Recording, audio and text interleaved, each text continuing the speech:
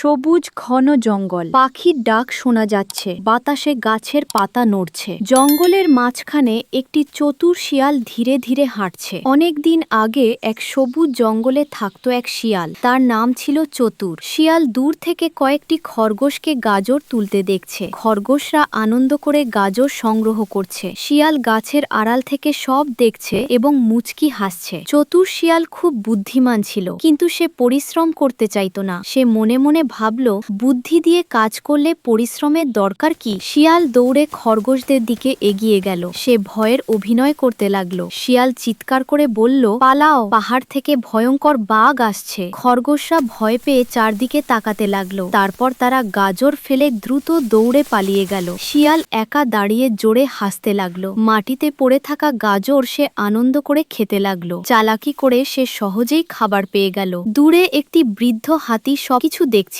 হাতি ধীরে ধীরে ধীরে শিয়ালের কাছে এসে দাঁড়ালো। হাতি বলল, অন্যদের ঠকিয়ে সুখ পাওয়া যায় না। শিয়াল হাসতে লাগলো। সে বলল, চালাক লোকেরাই তো জেতে। হাতি শান্তভাবে মাথা নাড়ল এবং চলে গেল। কিছুদিন পরে জঙ্গলে বানররা অনেক কলা সংগ্রহ করছিল। শিয়াল দূর থেকে সব দেখছিল। তার মাথায় আবার নতুন ফন্দি এলো। সে দৌড়ে গিয়ে চিৎকার করে উঠল। শিয়াল বলল, গুহা থেকে বড় সাপ বেরিয়েছে। বানররা ভয় পেয়ে দ্রুত গাছে উঠে গেল। মাটিতে অনেক কলা পড়ে রইল। শিয়াল আনন্দ করে সব কলা খেতে লাগলো। ধীরে ধীরে প্রাণীরা বুঝতে শুরু করলো যে শিয়াল তাদের ঠকাচ্ছে। একদিন রাতে শিয়াল খাবারের খোঁজে জঙ্গলে ঘুরছিল। চারদিকে অন্ধকার, শুধু ঝিঁঝি পোকার শব্দ। হঠাৎ শিয়াল শিকারীর একটি ফাঁদে পা দিল। দড়ি শক্ত হয়ে তার পা আটকে গেল। শিয়াল খুব ভয় পেয়ে গেল। সে জোরে জোরে চিৎকার করতে লাগলো, বাঁচাও, কেউ আমাকে বাঁচাও। কিছু খরগোশ তার চিৎকার শুনে কাছে এলো। তারা দেখলো শিয়াল ফাঁদে আটকে আছে। একটি খরগোশ বলল,